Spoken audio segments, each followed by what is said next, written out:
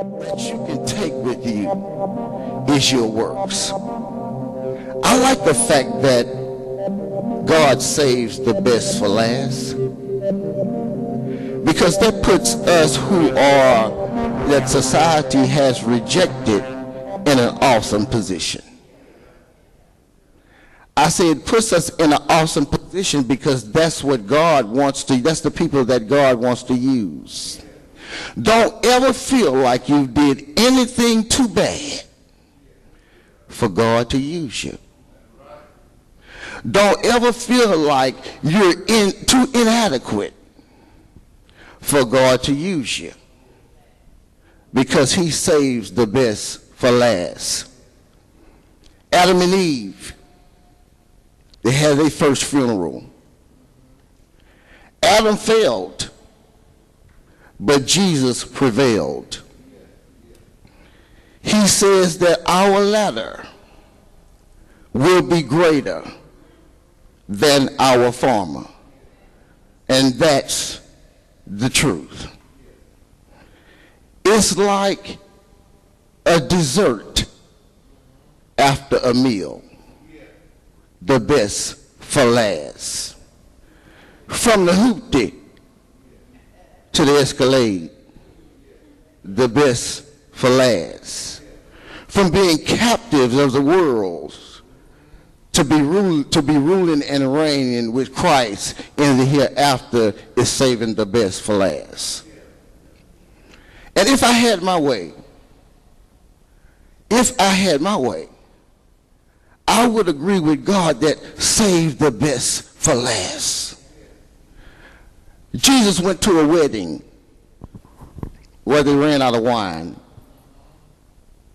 And after they ran out of wine, then Jesus, you know the story, he told them to fill up the pots and told them to, and his mother said, just do whatever he said do. But the wine that Jesus produced, the man say, some people say, you got to know that your greatest times is ahead of you and not behind you.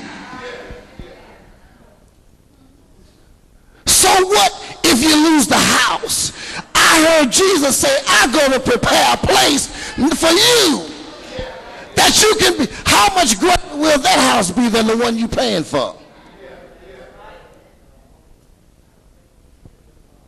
He sent the patriarchs. He sent them, he said, if you abide in my laws and if you keep in my ways and do what I ask you to do, you're going to be prosperous. But they couldn't do it.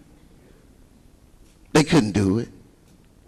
Abraham tried real hard in believing God. But we can see, just like Abraham had some doubts sometimes. As big a miracles as God had worked and done through Abraham, he had some doubts. He had a problem wondering, how you going to give me a son? How you going to make me a father of many nations and we don't even have a kid? I say, if you don't walk this thing by faith, you can't walk this thing. You're going to be discouraged. So he slept with Hagar, believing that maybe my son and it will come through her. And that's just like us. When we ask God for something and he don't show up right then, right now, then we take things into our own hands. Okay, maybe, Lord, you busy now. Maybe you need me to handle this. I say, wait on the Lord. I know it get hard. I know it's frustrating. And I know we sing the song, it's easy to love, but honey, everybody ain't easy to love.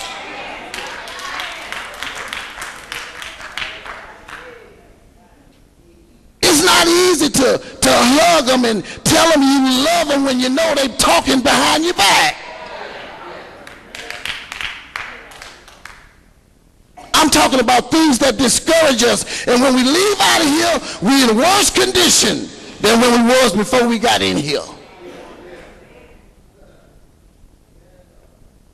can't help but think about the correlation between Abraham taking his son Isaac and putting him on the altar as a sacrifice. That should have been us. It should have been us, tied, our feet tied, our hand tied, and placed on wood for fire. That should have been us. And I know that you don't feel like that should have been you because you've been good all your life. But I'm talking about for me. That should have been me on there on the cross. That should have been you on the cross. But who wasn't on the cross? He saved the best for last.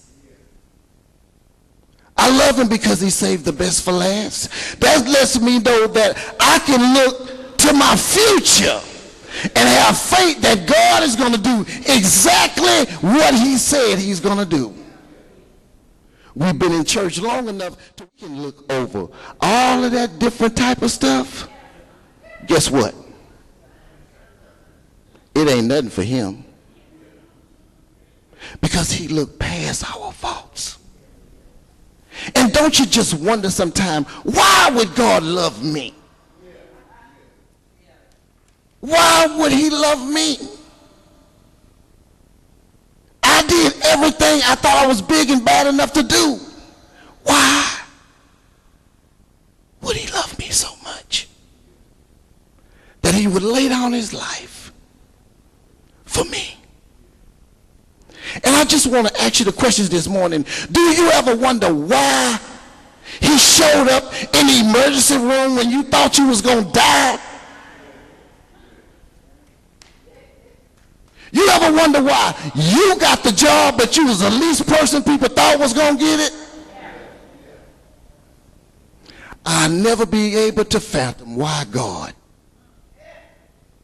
would love such a sinful people like us. And it really don't hit you until it get personal. What God has done. This thing is personal. Mama couldn't help me when guns was in my face. Brother wasn't there. But Jesus was there. I say, but Jesus was there. We guilty of all of them. How many times you thought it was the end? How many times did you think it was the end? Only Jesus could say it's finished. I say only Jesus could say that it's finished.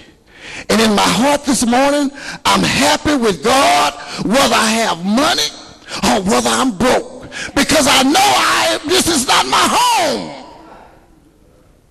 I'm not worried. I don't have to be worried about who mad at me or who upset with me because this is not my home.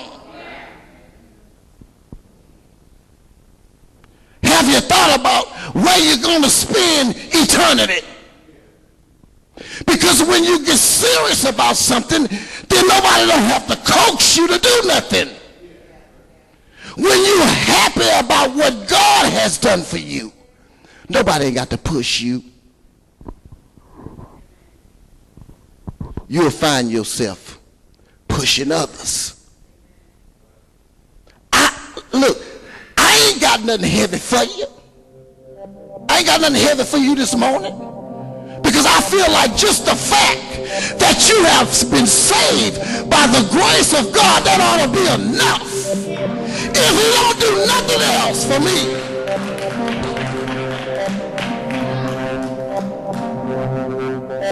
if he don't do nothing else for me, I know enough.